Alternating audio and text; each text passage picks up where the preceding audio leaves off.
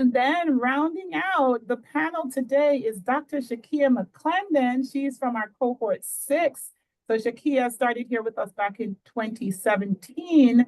And now Chakia is assistant professor of biology at Columbia College. So thank you to our amazing panel for being here today. And so I would love to give our panelists an opportunity to just share a little bit more about yourself, your background, and how you ended up where you are, and as well as any salient identities that you'd like to share in the process. And we'll start with our inaugural cohort member, Dr. Lopez-Hernandez. Go ahead, Gretchen, take it away. Thank you. Hello, everybody.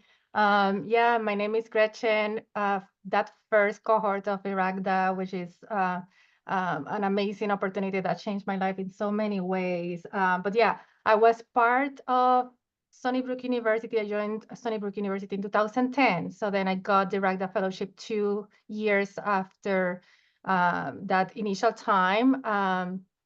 When I was at Stony Brook, that was my second round of postdoc inside. At that time, I had been a postdoc for quite a while. My area of research was in neuroscience. I don't know how many of you are part of the neurobiology and behavior department. If you can all put your hands up just to see who do I have here that might identify with me. I was part of the Lorna Roll lab, which Dr. Roll was the chair of the Department of Neurobiology and Behavior.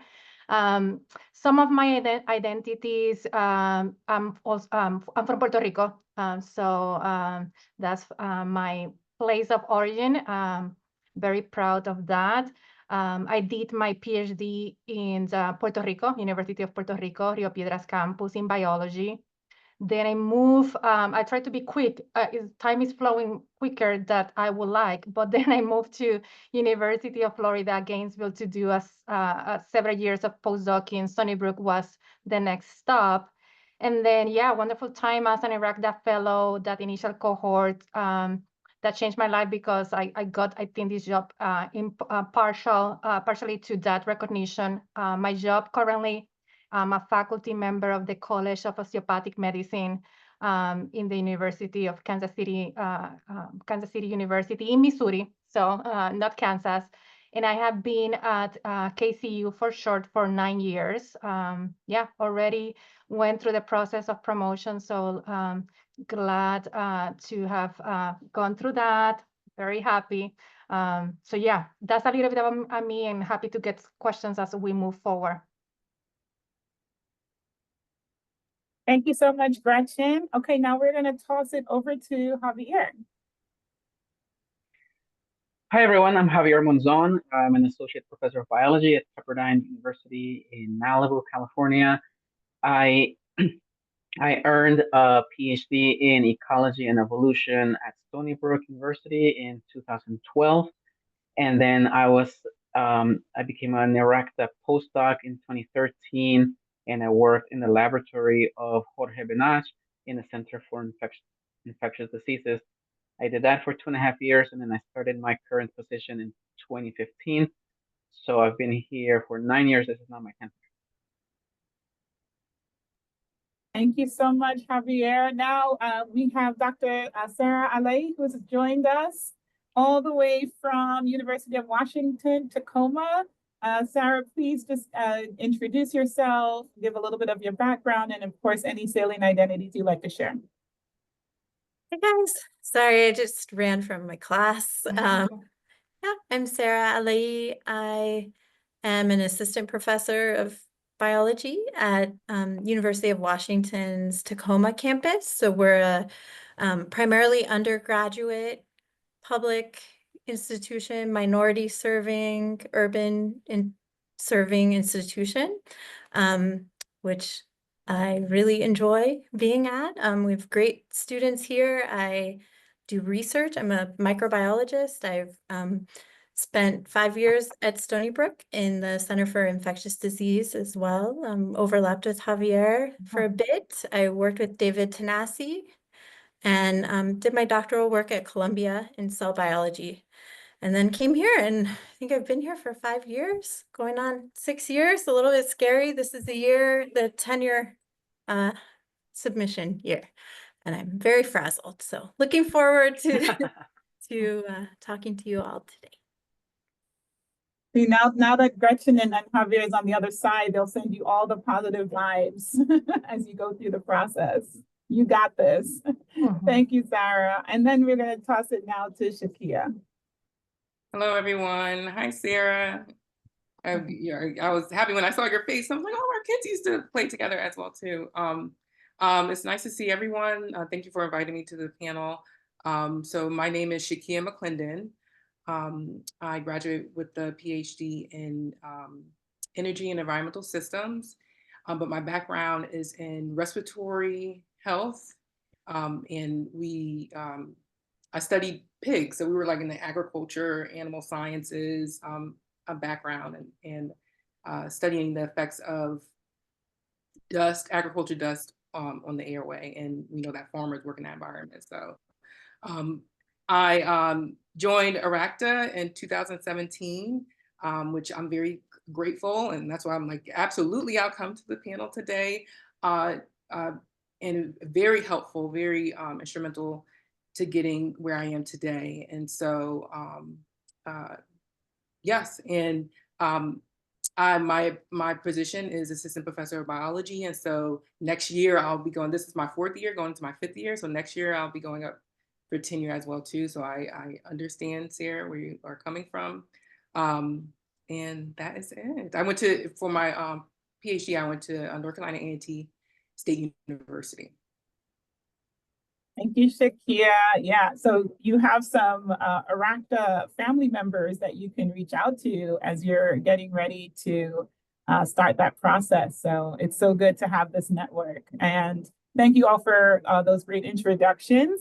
And now we're going to go into the meat of our panel. We have some questions that were submitted by our registrants. So we're going to start with those questions.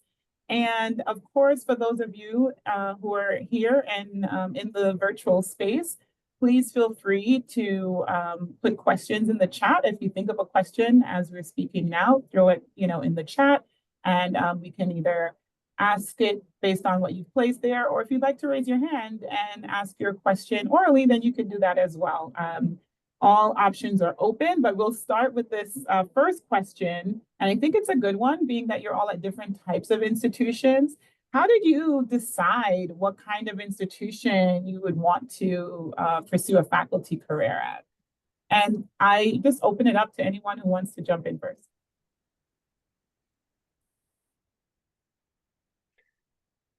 For me, I knew I liked to teach because of my TA experience.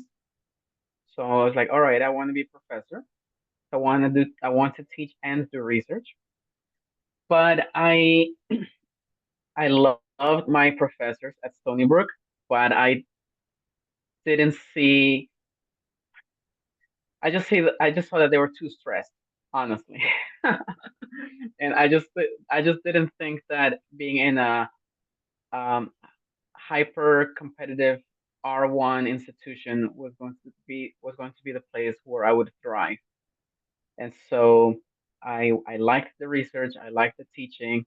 I just thought that my own professors were running around with a high level of stress, and I just didn't want to emulate that. So I thought I would do better at a place that had a better balance between research and teaching. I guess I'll go next. I will say I love research so much, and I was fortunate to I did several different institutions and different labs as a postdoc. So I love what I do. I love the research that I was doing, which is focused on nicotinic acetylcholine receptors and acetylcholine modulation. Great mentors, but similar to Javier, I didn't see it for myself to have a lab that I will have to put most of my time in it and securing funding. So I think for me, that was the most intimidating part. I love what I do. I love the inquisitive part of my job, the day-to-day, loved it, loved the culture of my lab. So I would have loved to put that example out there.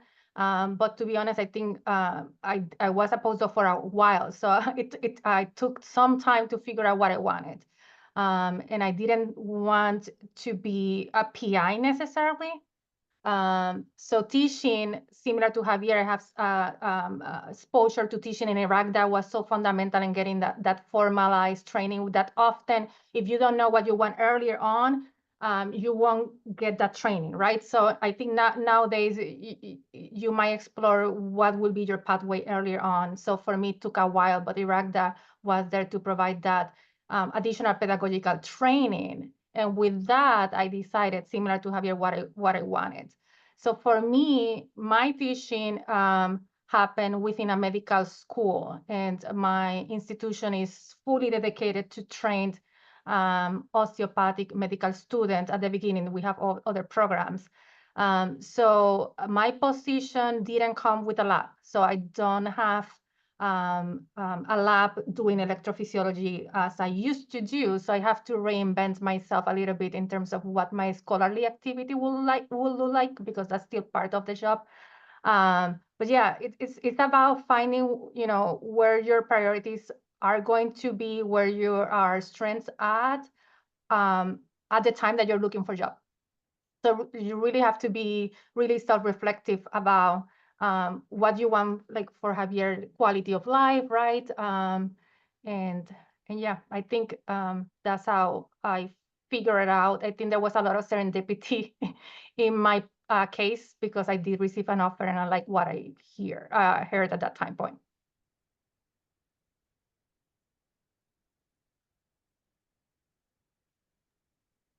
Yes, I can say, I mean, kind of along those lines. Well, for me, I always wanted to work with undergraduates. That was my plan from like the time I was an undergraduate.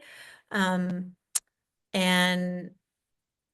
I'm fortunate here to have the opportunity to also do some research, and I incorporate it pretty heavily into courses that I'm teaching as well, because we have like a senior capstone course where they work on a research project in the context of a course. I've integrated course-based research projects into all the courses that I teach pretty much at this point, and I got some experience starting to think about that as an IRACDA fellow, doing my teaching at SUNY Old Westbury. And yeah, I think for me, it would have been, I enjoy doing research, but it seemed like I didn't want to spend all my time stressing about funding. I have some funding and stretch it really far. And I enjoy just introducing students to the process of science and preparing them for the next phase in their career. And I get to do that every day here. So it's a lot of fun.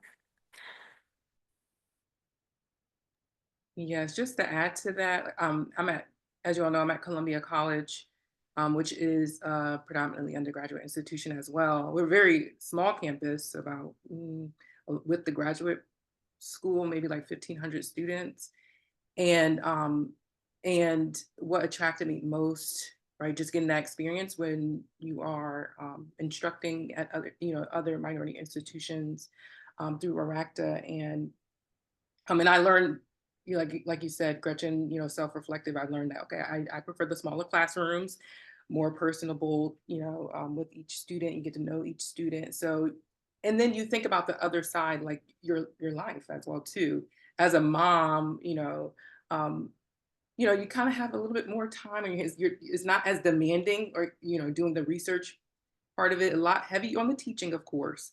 But then yes, you do incorporate the research part of it, but it's not as stressful, right? If we pull out all and what everyone has said together. So that's my main reason, really, why I chose, at a smaller campus.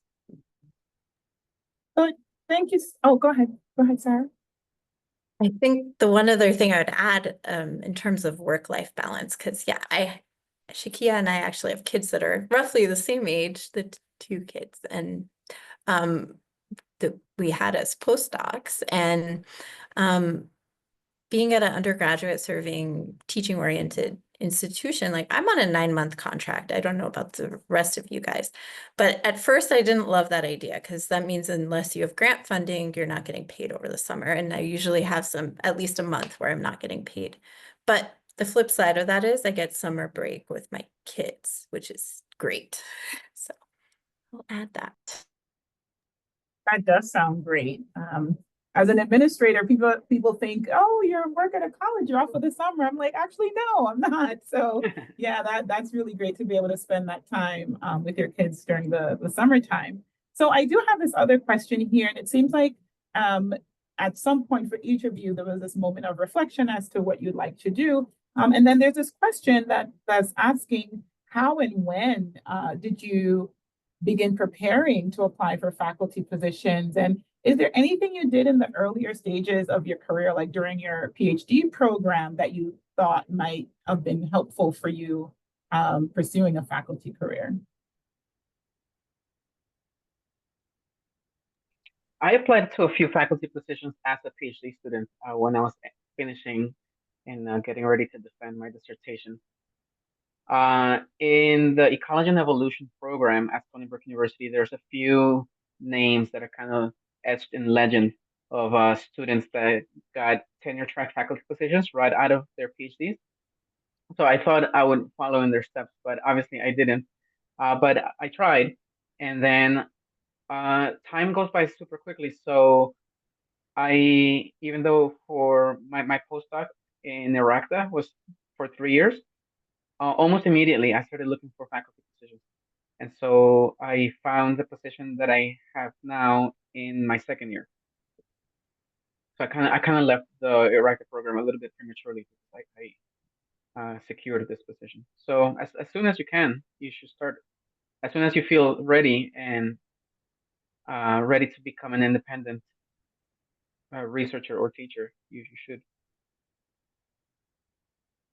Yeah, I agree with as soon as you feel you're ready statement, but I was in the kind of opposite to Javier. And I think back again is because I love the what I was doing in the lab, and I love within the framework that I was working, which is as a postdoc, right? So I was having all the fun without the pressure of running the lab and securing funding. So love it, and I got my independence in the way of pursuing the type of questions that I would like, right? So yeah, so I kept that as long as I could, of course, and explore different type of postdoc experience that allow me to grow in terms of the technical part of my research, so explore other new techniques. But I think what I would probably say that dominated is keep the mind open to other possibilities, right? So even though I did have great mentors, all did really great as PI, I do have that role model. So that definitely kind of was dominating initially, but I was really open at the time that I was a postdoc, different venues of possibility for a PhD happen, right? There are people who were going to the industry, and I was open for that. People who were doing more of the medical science liaison type of position, and I was open to that. But I also love teaching. So of course, that was another possibility. So I think for me, it's been open to all the pathway that I could pursue where my strengths really play well.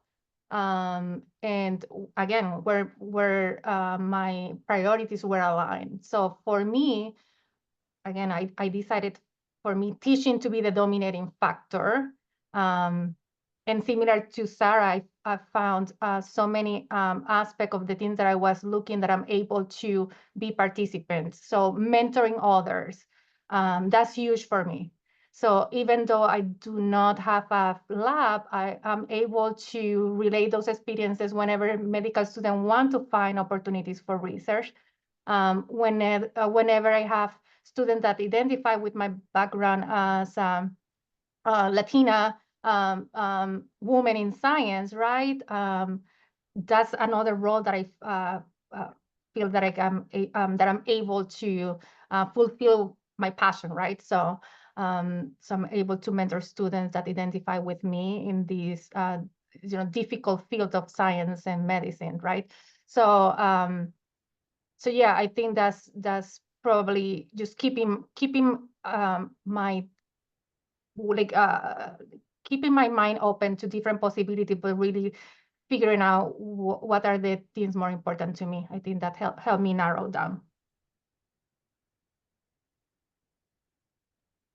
I would say during my graduate studies, what helped was a teaching assistant. Keep an open mind if someone asks, even if it's not your graduate mentor, if it's someone outside of that and asks you to maybe do a presentation, and working with students, mentorship. So, as a graduate student, you do mentor undergraduate student researchers. And so I would say that was helpful, just to get used to that mentorship.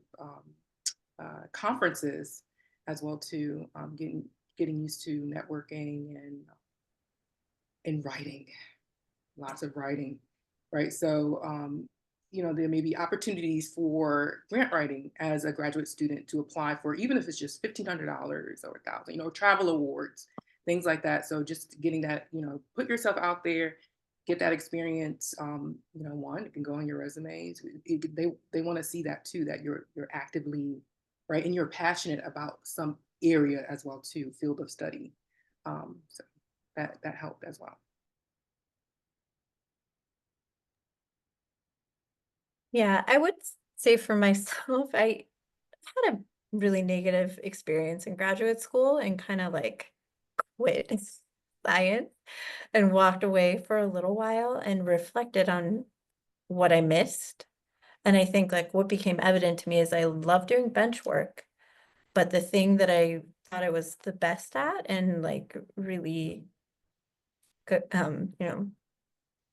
took away from my graduate experience was that like mentorship of the undergraduates and some of my experiences as a TA. And that's actually what led me to applying for the IRACDA fellowship, which then further bolstered the teaching experience. So I would say, same thing, just be open to different experiences. Even if you don't think that you want teaching to be a major part of your future career, I think if you can, it's a good idea to get some TA experience or at least some mentoring an undergrad at some point in the lab when you're a grad student. Yeah, thank you for that. And so we have this question in the chat about job postings at predominantly undergraduate institutions and external funding being a part of the application. Did you notice any of that when you were applying, or do you see that at your institutions? And how do you prepare for that? And I see, Gretchen, you also have a hand up, so maybe you can, I'm not sure if you're responding to that or you're going to add on to the other question. I was really going to, thank you, Carrie. I was going to add a little bit more about things that we can do to be ready for when the job market exploration happen. Again, sprinkle diverse type of opportunity and training, right? So IRACDA was great for me, but I will always also recommend being involved with the postdoctoral association because it's there's so many ways in which you can utilize your training, right? So I think being exposed to people pursuing different branches, that was really eye-opening, right? And also, of course, keep your circle of friends. We all have different interests and we all pursuing different pathways. So I think have informal chat about what your day-to-day job look like and explore that. Maybe you don't need it. Maybe since earlier on you see a particular pathway, so go for that. But for those who are a little bit more in the exploration zone, be open to those opportunities. And then the question that you were going to have, Carrie, you mentioned about external funding for as part of the application. I'm going to yield for my other colleagues in here. For me, my position, it was the dominant component was teaching. So I didn't have to come with funding secure to get space to doing the more bench type of research. So I didn't have to worry about that you do have to worry about securing some sort of funding along the way for working on your research or scholarly activities. But I yield to my other colleagues. So I can speak to that question a little bit, having both served on search committee as well as been on the job market. I think for PUI, I mean, yes, like if you're going for a tenure track position, they will always ask for, they'll have something about external funding in the job description, right? But I don't think it's very often that you're expected to come with a funded grant ready to roll. I think there was definitely was positively looked upon to have evidence of potential to get funding. So like if you have had a postdoctoral fellowship, if you applied for a small grant as a postdoc, like even I had an internally funded biotechnology grant when I was at Stony Brook as a postdoc. And just like being able to show, and it was in my name and I had applied for it, like that helped a lot. And then you'll definitely be asked in the interview, like, how are you going to go about supporting your work? Like, I think being able to speak to potential collaborators internally as well as externally helps. At a PUI, at least in my experience, it is great to have some internal collaborators, some faculty members that are kind of working in the same context as you and under the same constraints. That's something that I've definitely taken advantage of, as well as collaborators at an R1 that could potentially hold a larger grant that you can take some funding from. Yeah, I agree with Sarah. I've chaired a bunch of search committees, and external funding was never a part of the application, but something that we might discuss when discussing the applicant's plan for activating and maintaining a research plan at a PUI. So there's a modest amount of money that the institution can give to new faculty to start up at research universities. That's probably a lot more money. I when I was applying for positions, I applied primarily to PUIs, but I did apply to a few R1s, even though I was kind of intimidated by them. And my postdoc advisor, Jorge Benach, he advised me to have a budget for my research if I landed a position at a PUI, and a separate budget for my research if I landed a position at an R1. So he told me to expect a startup package on the ballpark of $500,000 at an R1, and a startup package on the ballpark of $100,000 at a PUI. And so, but that can evaporate quickly. And so you do need a plan for applying. You don't need to have the money in hand, but you need to have a plan for applying to sustain your research into the long term. Thank you so much for that additional context on the process as it pertains to external funding. There is another question in the chat from Timothy, and Timothy's question is, how does the process of course teaching work as an assistant? And we have two associate professors, so we have assistant and associate professors on the panel, but how does the course teaching work at your institution?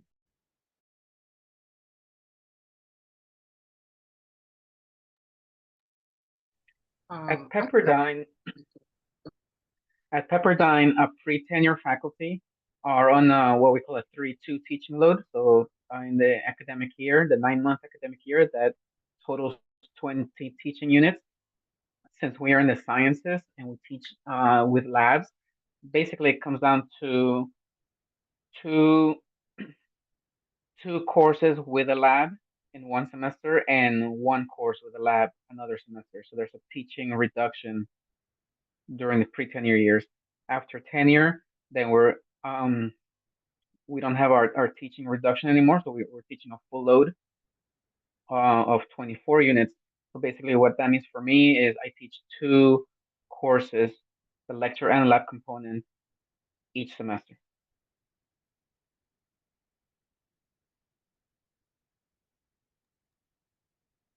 Chakia, I thought you were going to chime in a moment ago. Sorry. Yeah, but same here. Like my first year, it was 24 full year. So it's 12 credits the first semester, 12 credits the second semester, and it's like that. It's still the same. So same thing with every science course typically has a lab, and that will, labs are like count for a little bit more than just, right, it's about a credit and a half. So yeah, so about 2 or 3 courses and with those labs. And Chakia, there was a follow-up, so maybe you can answer the follow-up, and then when Sarah goes, she'll answer both questions. How does it work? And the follow-up question is are those courses assigned to you, or do you choose from a list? How do they decide what you're teaching?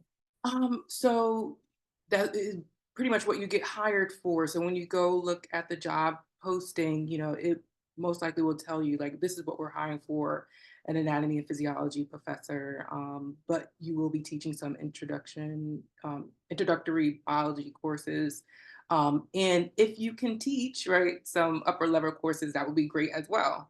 So, and then as I would say, and then you have some special, topic courses that you can teach. Like I teach on toxicology, but it will be in the job posting what you prefer, right? What you are trained in, really, and what you feel like you're most capable of teaching.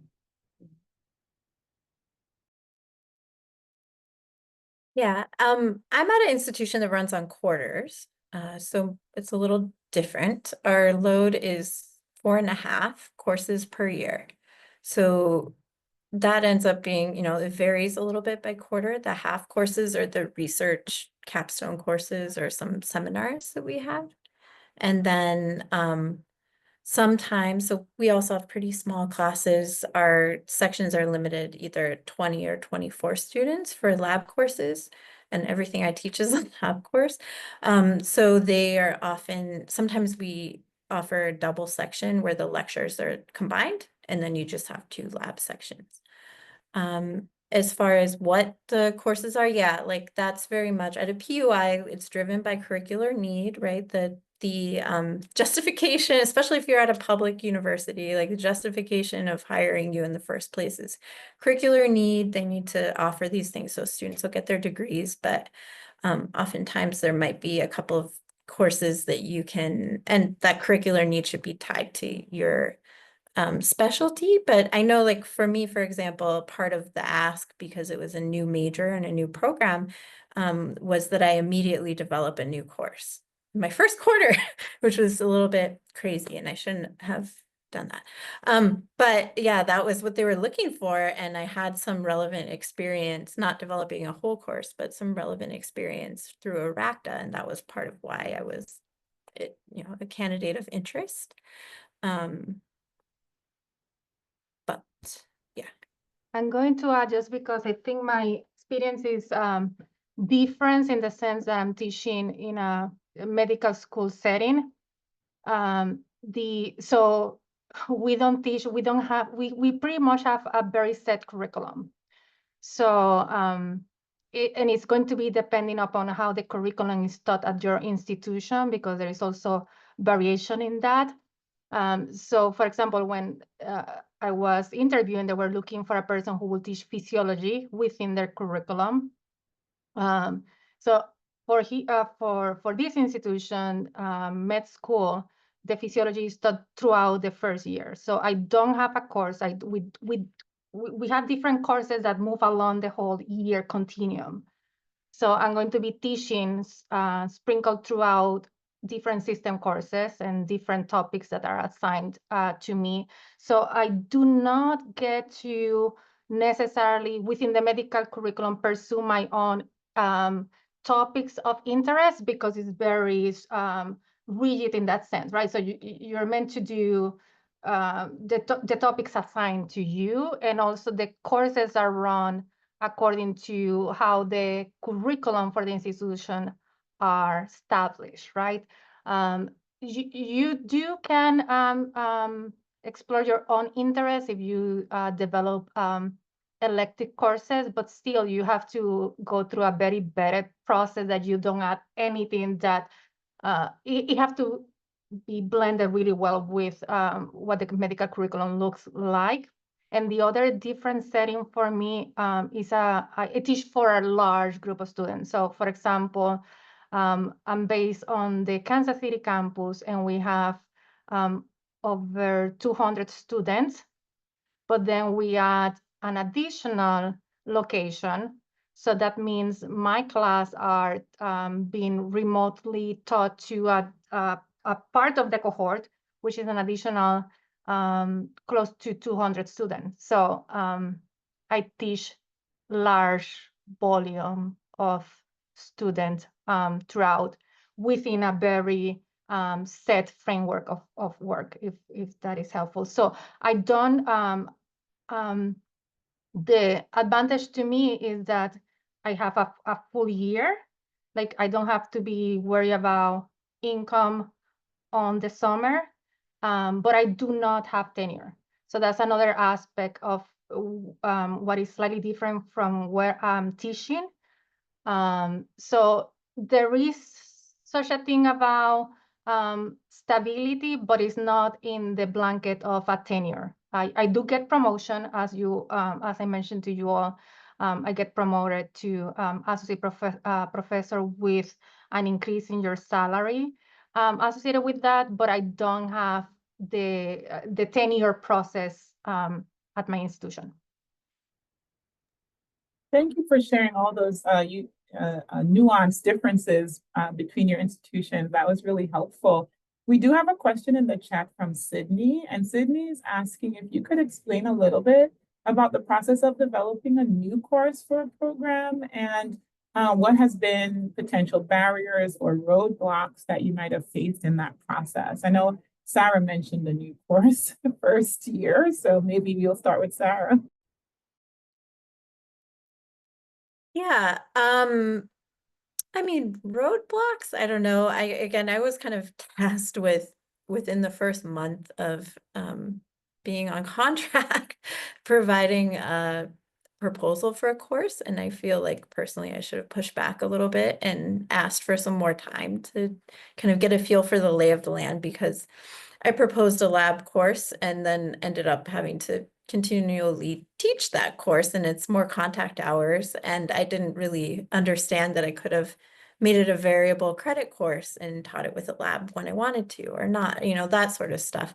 So, I mean, I would recommend as much as possible, like if something like that is put on you when you're in a new job, to really ask either for a lot of guidance and mentorship and possibly some time to get a better understanding of the curriculum as a whole and the time demands and where it fits into the series of courses.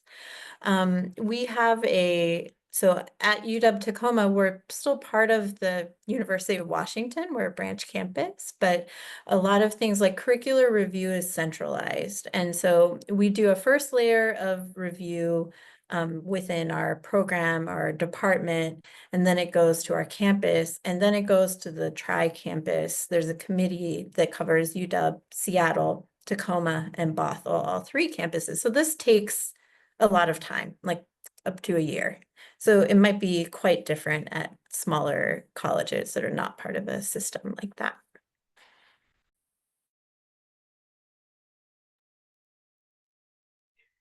So I mentioned in the chat that we always ask our applicants that we interview what new course they might develop. And really we're asking, well, what course would you, what would be your dream course, right? And so these are courses that are within your area of expertise, usually pretty narrow in breadth, but deep in depth. And so for me, I teach behavioral ecology and conservation genetics, two separate courses that I've developed. In those two cases, they were already in the course catalog, but they hadn't been taught in many, many years. So I kind of developed them from scratch.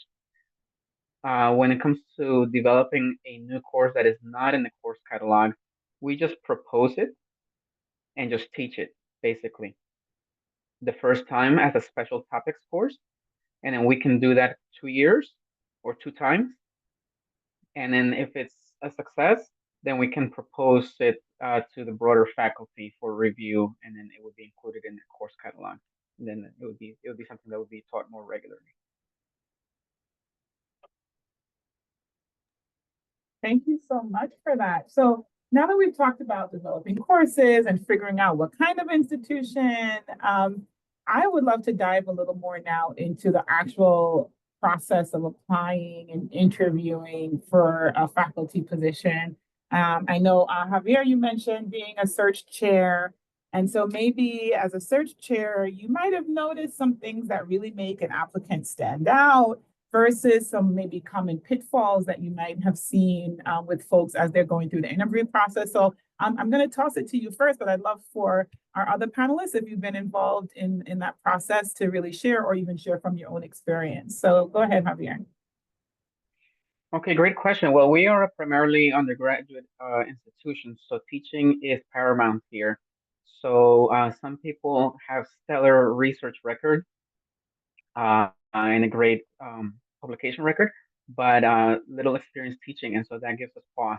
So you really have to fit in that institution, right? On the other hand, if you have a lot of skill as a teacher, but mediocre research record, then you might not be attractive to a big research institution. Also at Pepperdine, we're associated with the Churches of Christ. Pepperdine is a Christian university, so the mission is important. So when one of the things that we ask in applications, and I think this is typical in private universities, is a statement of how you might promote the mission of the university. So it's important that you read that and respond to the details of that mission. A lot of applications come in with like generic DEI statements that don't address the specifics of our mission. And so it's those that address the specifics of our mission that are standouts.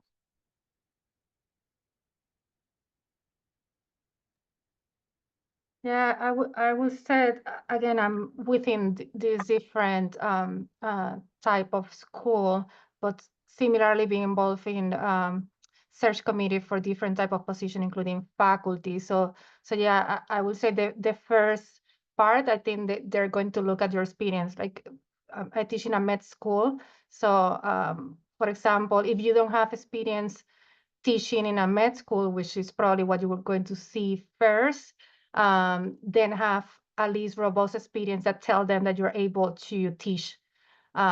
Because even though I'm not in a PUI, my school predominant focus is going to be teaching.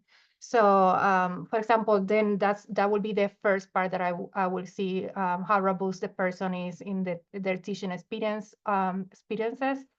And then similar to what Javier said, that you're familiar with the institution, right? That whenever you go for that interview, you're really familiarized where's the intervention, what the mission of values are, what the curriculum look like.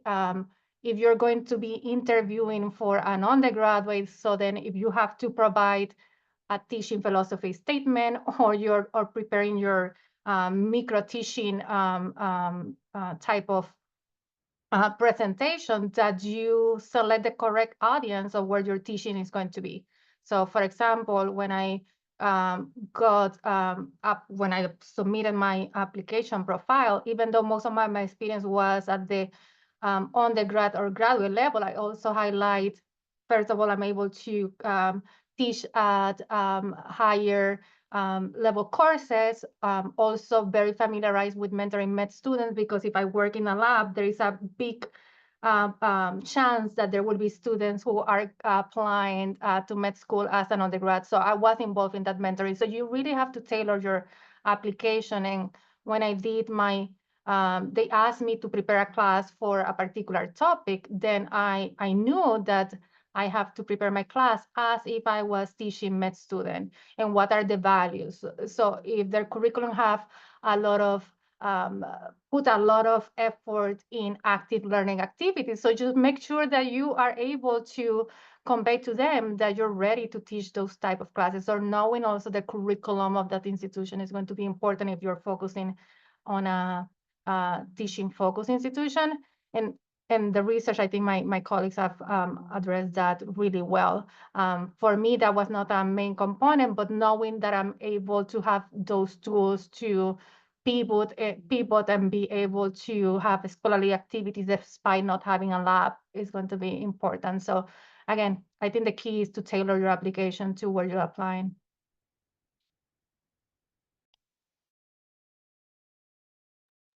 Yes, and make sure you have all the application pieces too. I've seen that a lot too on a search committee where something is missing. Okay, you know, that could be one quick way of getting you off the list, right? So other than that, that's it. Yeah, you could really, you two covered everything else. The experience is a big deal if you're at a teaching institution, which is what I've applied to. And I would also say, looking at, you know, like I applied to Columbia College, I looked at the other professors who worked here and saw how my work kind of fits what the gap is, right? Like what's the missing gap, and what my skills and expertise, what can I bring, and how, you know, students can benefit from that. Yeah, I think folks covered a lot of the advice that I would give. I would say if at a PUI, if you're applying for a faculty position that involves research, it's really important to speak to how you're going to do this work with undergraduates, right? And with basically unskilled lab members that you're going to have to provide a lot of oversight to, and like coming up with something that's feasible and not beyond the scope of what you'll be able to do, and working within the available facilities. And then, yeah, I agree. Like speaking to the mission statement specifically is really important here. And as far as teaching, we actually, during the interview, the second interview, if you get a second interview, you come teach in an actual class for an hour. So the interactions with the students, we're paying a lot of attention to that. Yeah, thank you for that.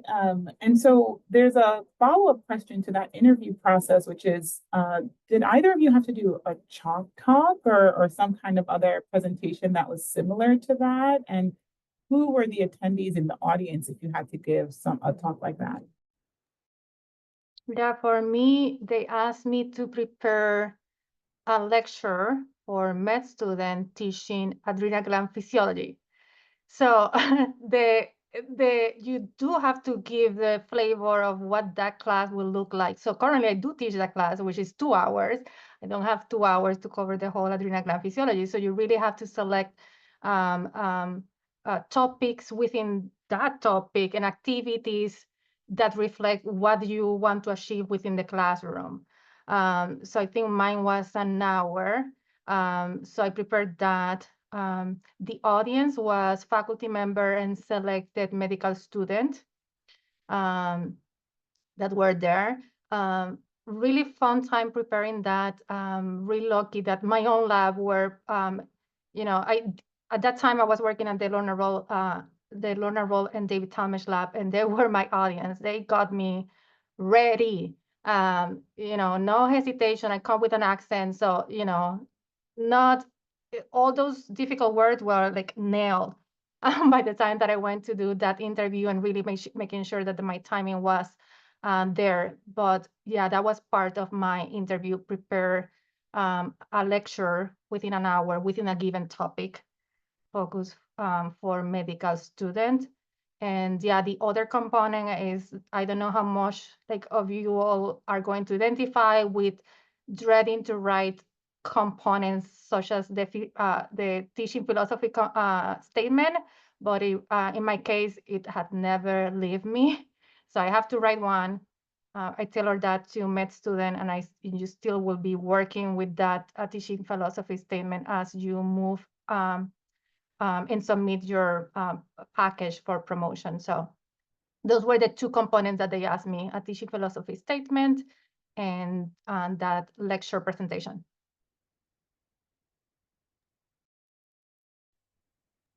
Here, we typically ask our applicants who get invited for campus interviews to do a research presentation, which is, I think, what you mean by Chalk Talk.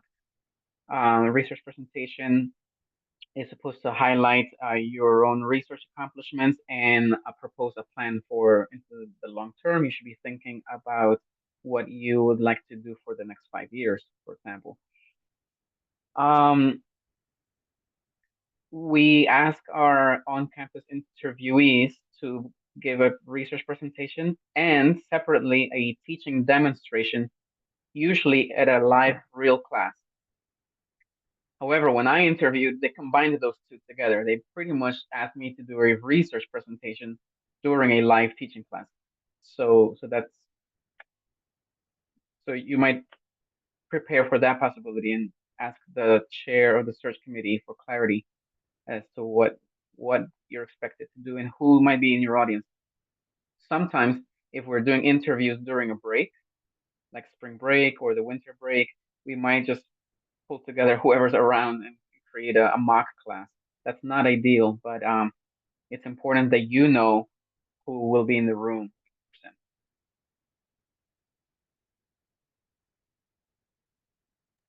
Same here for my application process.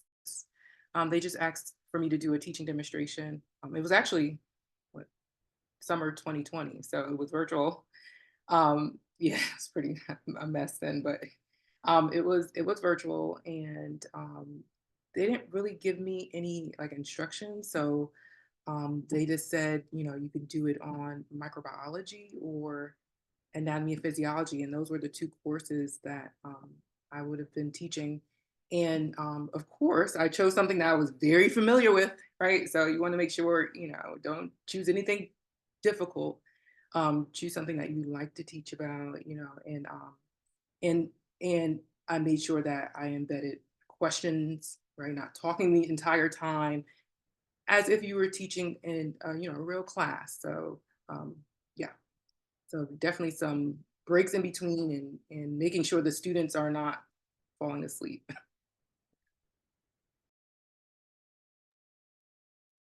Yeah, here also, our candidates for tenure track positions do a research presentation as Javier described, and then we have them teach an hour of a class that's currently in session, maybe 2 or 3 days before they get the learning objectives, and it's students are there. Some faculty typically come, like the search committee members or people that are going to provide some feedback will come and sit in the back of the room. Some of the other jobs I applied for, they were more teaching demo. Some of the jobs I applied for, even there was in the first interview, a teaching demo that had to happen over Zoom or whatever. So it varies by institution for sure.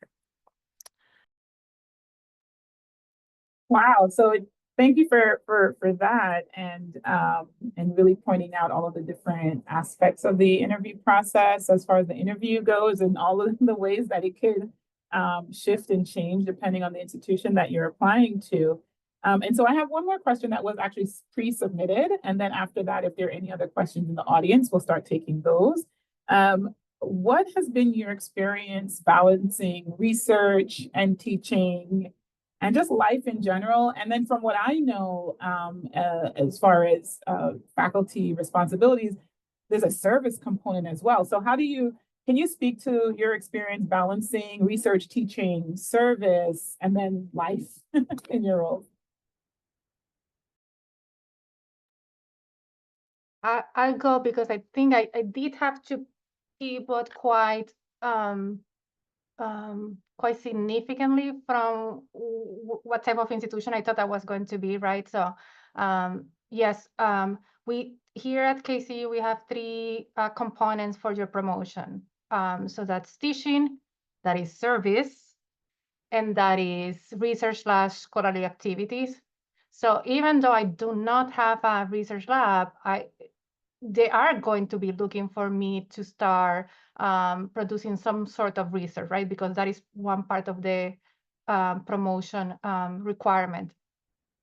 So for me, teaching is the biggest chunk of that pie.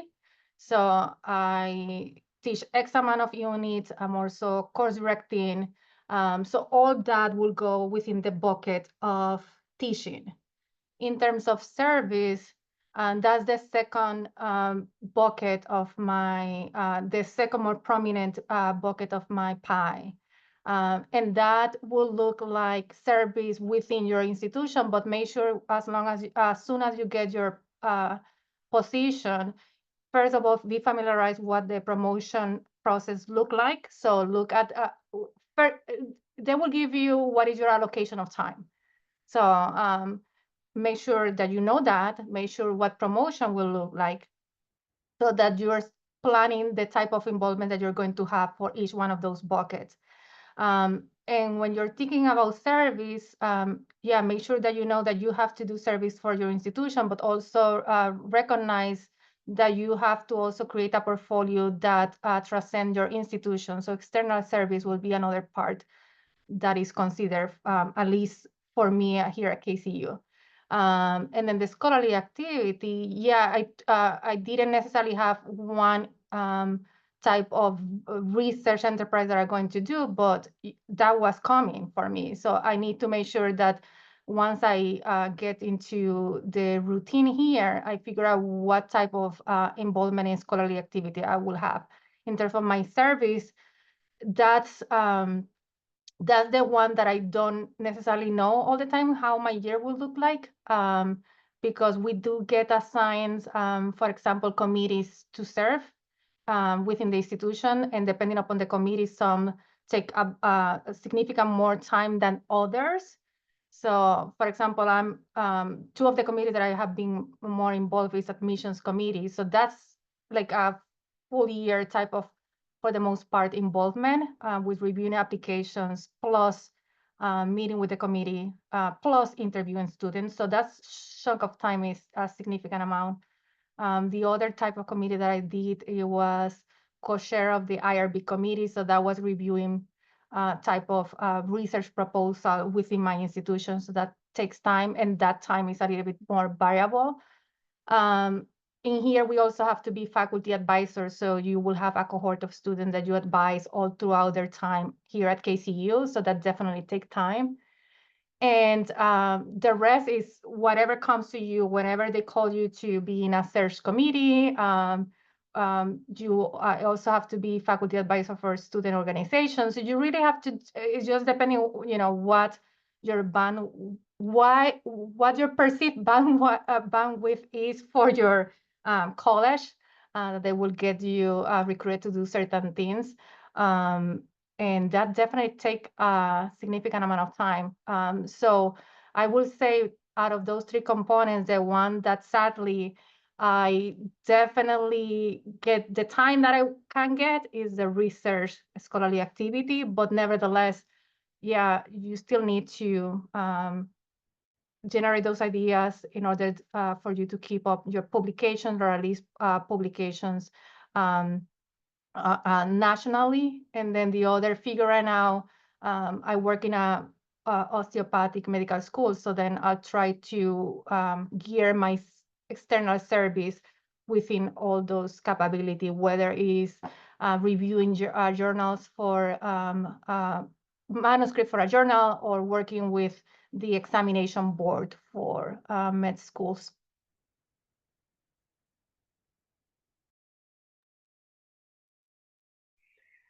When I was a PhD student at Stony Brook, the Center for Inclusive Education invited a guest speaker, and I still remember her talk vividly. This was Dr. Carrie Ann Rockmore. She is the founder and director of the National Center for Faculty Diversity and Development. I strongly encourage you to check out the resources in that website. It's ncfdd.org. ncfdd.org. She gave a really good presentation titled How to Earn Tenure Without Losing Your Soul. And basically it's real simple. It's not rocket science, but I never heard it before. She talked about aligning your time with your expectations, with the expectations that you by which you will be evaluated. So, for example, Gretchen talked about the pie, the slices of a pie. So, research, teaching, and service are typically the three slices of the pie by which you will be evaluated, and how big those slices are will vary by institution. Make sure you know how big each one is, because that's how you should align your time. So, for example, if at Pepperdine, 50% of my evaluation of how I will be evaluated is based on teaching, I should spend about 50% of my time teaching or preparing for teaching. If it's 40% research, then that's how much time out of the week I should be spending on research. The other thing that she said that was like mind blowing for me, even though it's real simple, is that you should have built in accountability, especially for the things for which there is little accountability. So, for example, if I don't show up to the classroom to teach, my supervisor will know before the class session is over, right? So students are going to be like, hey, where's Dr. Monzon? If I'm in a committee and I don't do the work of the committee, the rest of the committee will find out, and then they'll be like, hey, what happened to you, right? So there's accountability built into teaching and service. But if I don't do my research, if I don't go to the lab or I don't write my manuscript, no one's going to know.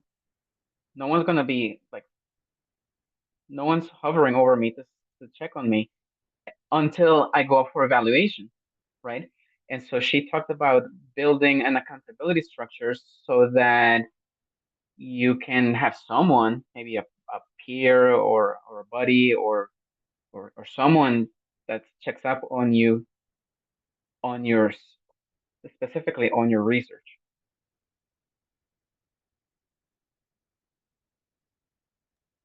Yes, absolutely.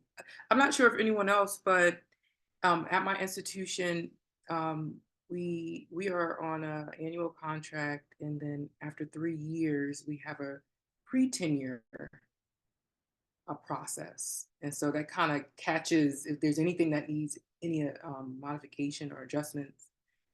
You're allowed to do that, and then 2 years after, that's when you go up. So I'm not sure if there's any other institution that does that. Okay, good. I know some just go straight to tenure process and that review, and that's it. But yes, for balancing all three, from what I see, right, in my 4 years, it seems like you're always lacking in one area too. But that doesn't mean that you can't, make improvements and shifts. But yes, for my first year, they only want us to focus on teaching. So we don't have to do any type of, service and research. Yes, research never stops. I feel like the research never stops. And then you do have some research that kind of can linger over from your graduate studies work or your postdoc work as well too. So you can count that into, if you publish something after, right, you get that job that, that can count towards your tenure as well.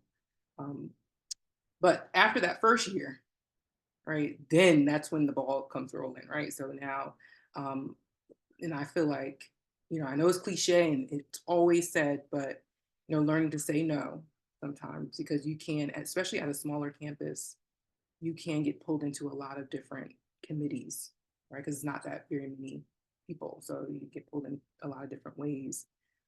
My second year here, I was a chair on the search committee. I was like, oh, okay. But the experience is great, right? You want to get that experience. So that was awesome. But even that, like examples of service, right? 3. So you service to the community, service to the profession, service to the college. And so I'm a pre-hub club advisor. As the longer you're here, it's like the more titles you get to. Pre-hub club advisor, just going to division or departmental meetings. contributing to any activities that are going on campus.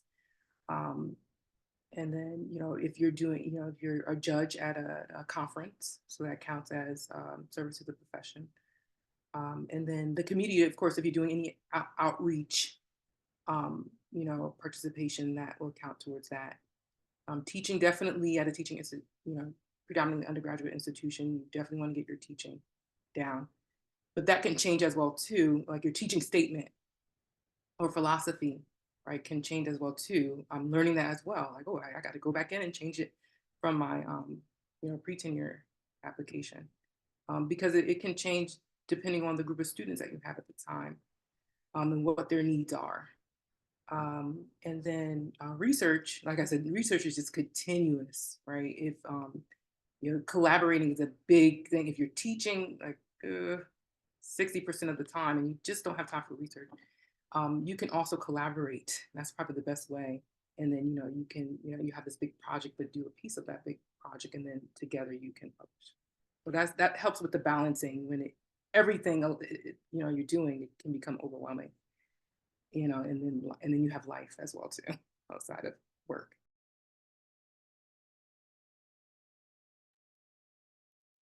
Yeah, so I've tried as much as I can to like double dip with any aspects of this pie, right? Like if I can incorporate research into my teaching, I do. My research lab is all undergraduate students, so it is also service, it is mentorship as well as teaching, right? And I developed a research project that was completely unrelated to my previous work, like bacterial pathogenesis work that I'd been doing as a postdoc. I came here, I'm still doing that, but I developed a project with two colleagues that's an environmental microbiome project, and we're doing some lab-based studies with trying to develop an invertebrate model system working with these snails from lakes. We're doing field work. We're learning a lot of new interdisciplinary science and incorporating that into our classes. And the benefit there is it's fun and interesting, and I get to work with people that I like to work with, but also we co-mentor students. It helps us because our schedules are crazy when we're trying to overlap with the students to supervise them, and we're all on these different teaching schedules and they have different class schedules. And so when we're co-mentoring the students, just somebody needs to be available at any given time. We can do that. So that's been my strategy. And yeah, at my institution, I think service, you're kind of protected from to a large extent pre-tenure. I mean, we were expected to do service, but that's not the major emphasis.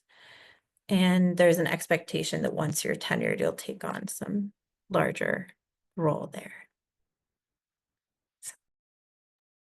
Yeah, thank you. And Javier, thank you for what you also added in the chat, which was like such a great point that it's really that service won't be the thing that saves you, right? If you're not taking care of the other aspects of the pie. So thank you for pointing that out.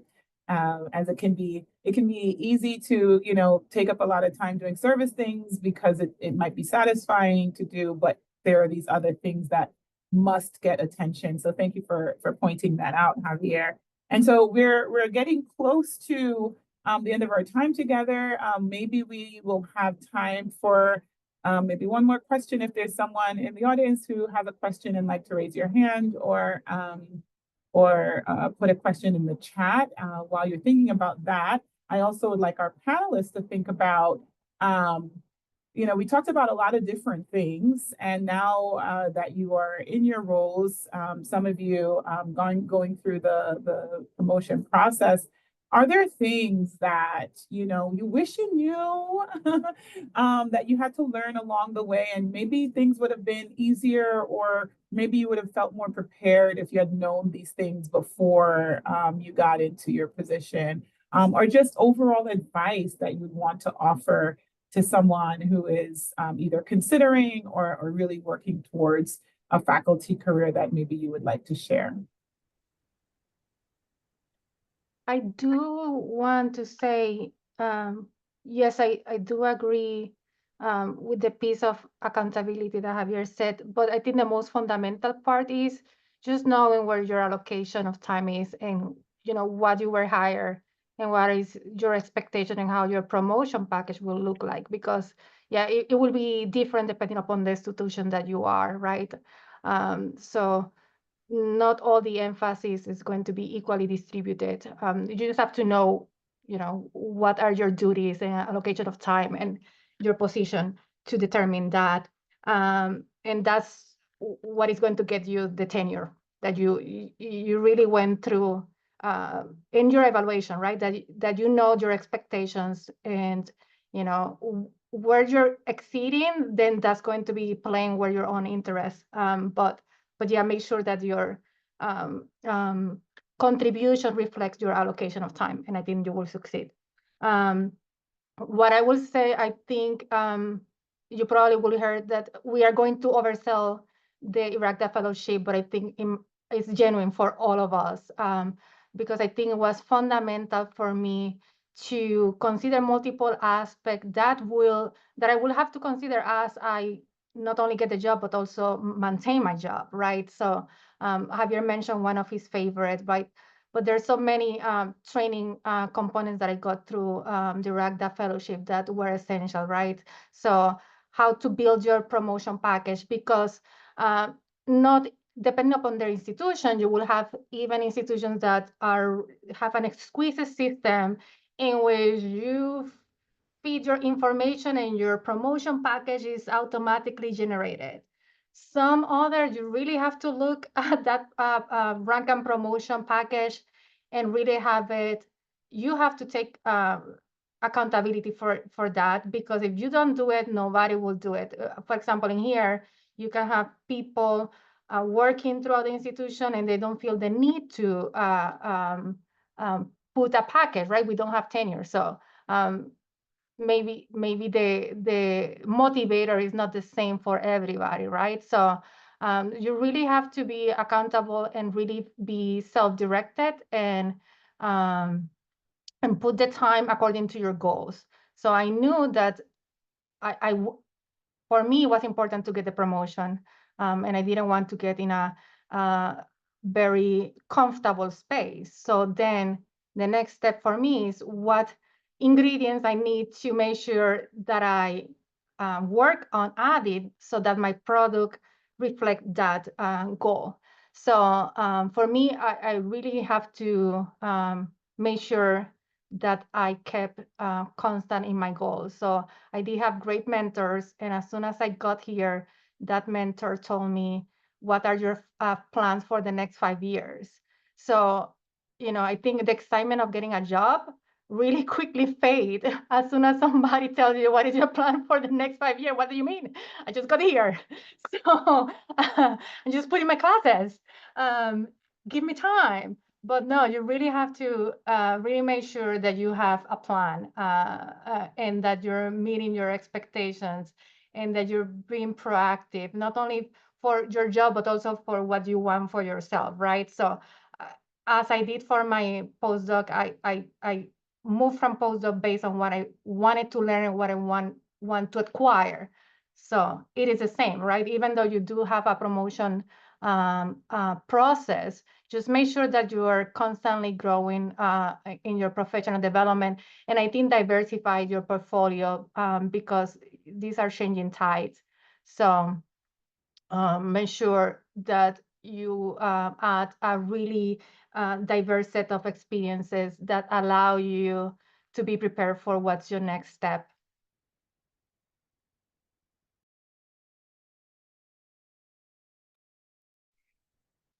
Yeah, my advice would be to get a mentor, have a mentor. If you're a PhD student, you probably have a research mentor.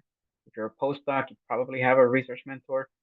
When you become a professor, you should still have a mentor. My mentor is someone who was here and retired. And before he left, I asked him explicitly, would you be my mentor? And so that way it's explicit. It's not like your mentors should know that they're your mentor, right? And they should know it because you asked them. explicitly. But it takes time to cultivate that relationship, and so and they're more than just professional relationships. They're friendships too, which take time to build. Right, there's someone that I really care about. I care about his family. He cares about me and about my family. So it's not just professional. But having that mentor in your life is very important. He's someone that I can, if something happens, I can just call him right now. Right, he lives in Tennessee, and I can just call him right now. So I would really strongly advise to maintain a mentor even deep into your career. I agree, and I also want to keep it in the radar depending upon, I don't know how is the promotion package for you all, but there are reference letters components to your promotion package. And while they are asking also for internal letter recommendation, they also want external letter recommendation. So I think you need to make sure that you're working also in your collaboration outside your institution, whether that is in the form of research or service activity, but make sure that you're moving along outside also the institutions, that you create a name for yourself, but also relationships that are able to vouch for you at the moment of the promotion. And hopefully this is not transactional, but hopefully you all can be also intentional in the people that you ask for those. But it just meant, what I'm trying to prepare you is that make sure that you also cultivate your external collaborations.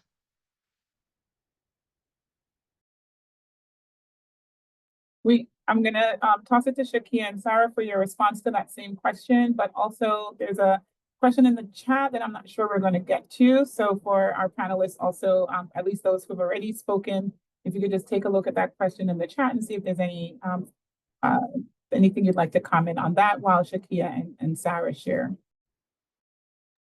I agree with everything everyone has said. Definitely mentor.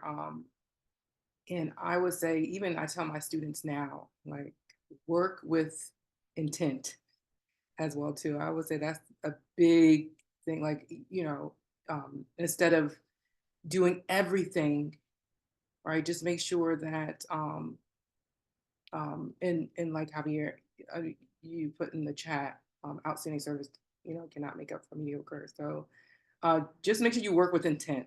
I don't know how to explain that, but if someone else can, like with their words, but just don't say yes to everything. Have a goal that is measurable. That's what I'm learning. That's what I'm learning, right? As well too. So.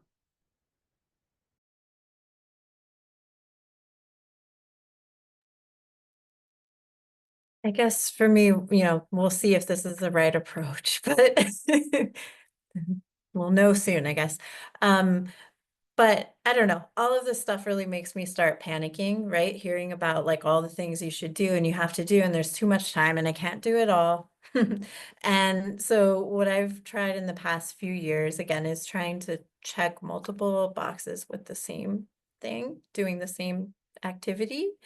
And just like centering on things that I'm interested in and excited about, like, not to say that they're random, but like developing a research project that gave me the opportunity to learn new things, because I realize that's something that motivates me every day to get up and go to work, is, like, that will help me for tenure, because we're in the process of publishing papers. We've trained countless students. We've incorporated it into a bunch of courses, but ultimately this project started from a desire to work with people who I like and learn new things. And I think, if we can remember that, that ultimately that's one of the great things about being in academia, right? Is that you do have this certain amount of freedom to learn new things, to pursue your interests, and to, like, at least for me, at a state university in the state of Washington, it's sure not the salary that is driving me. Not at all. It's really, the interest in the science and just kind of the transformation that I see in students when they're engaging in the work, the connection to my community, both like, in the city of Tacoma, in the Puget Sound area, as well as my colleagues, and focus on my campus. And I'm just going to stay focused on that, because when I start worrying about my tenure package and documenting everything and checking all these boxes, my heart rate is going up a lot right now and I'm panicking. I feel you, Sarah. There's so much to think about, but I just want to stop for here and just thank all four of you so much for taking out the valuable time that needs to, take care of all these pieces of the pie. Thank you for loaning some of the time back to us and sharing your experiences with our postdocs and our grad students who are in the audience. Everyone in the audience, please join me in thanking our panelists, either with your virtual applause or with messages in the chat. We just want to let you know how much we really appreciate you with all of the rich insights that you've shared here today. I'd like to just share for the audience that, you've heard about the IRACDA program, and we are in the process of recruiting another cohort of IRACDA, and even for individuals who are here at Stony Brook who are pursuing their postdoctoral research here, even if you are not selected for the IRACDA program or for some reason you're not eligible for the program, we do have an associate's program that extends beyond the biomedical sciences. And it also is open to even international postdocs so that you can get some of the same training as our NIH-funded IRACDA scholars as well. So if this is a path that you're interested in and you want to connect with the IRACDA program, then please reach out to either myself or Lisa Ospitali, who's in the Zoom room. And I'm also going to go ahead and toss it back to Lisa. I believe she has some concluding announcements. And thank you all so very much. Well, once again, thank you, Gretchen, Javier, Chakia, and Sarah. This was fantastic. We actually have another, and hopefully you're all seeing it. I'm sharing a flyer with you. We have another panel scheduled for November 21st, 12:30 to 2 p.m. It is virtual as well.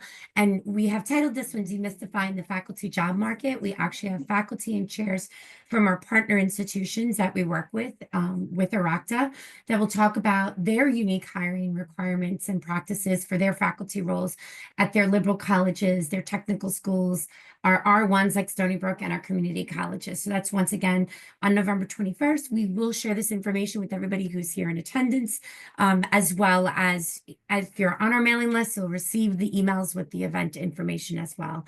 Thank you once again for everybody for joining us. This was fantastic, and this was really exciting, and I'm getting to meet all of you all for the first time. So thank you so much. It's been such a pleasure.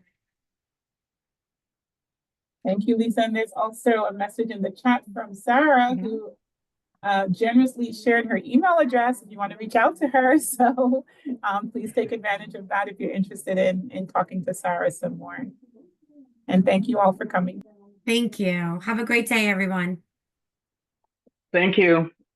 Thanks. This was really Thank great. you. Great to see you all. Thank you for the invitation. Good seeing you. I was glad to accept the invitation because when I was a PhD student, something very similar to this was very valuable to me. And Thank you. I We hope it was really of great value to those who were here. absolutely, and we really try to do a whole series of panels. So, and this is one of the things that we get the largest attendance with, and constantly getting positive feedback on each of them. So we appreciate all of you being here today, and it's great to have you back, even though it's virtually. So it's so great to be able to meet everyone. Karen talks so highly about all of you. So it's fun to then when we're like, oh, let's see who can make it, and we're able to put this together. And I know it's exciting for her. She always gets very excited. I do. I do. Anyone Thank you going guys to- so much. We're Anyone excited going to to see Abercamp? Carrie Ann always. So, Karen, I'll be at Abercamp next week. I didn't know if I know last year you met someone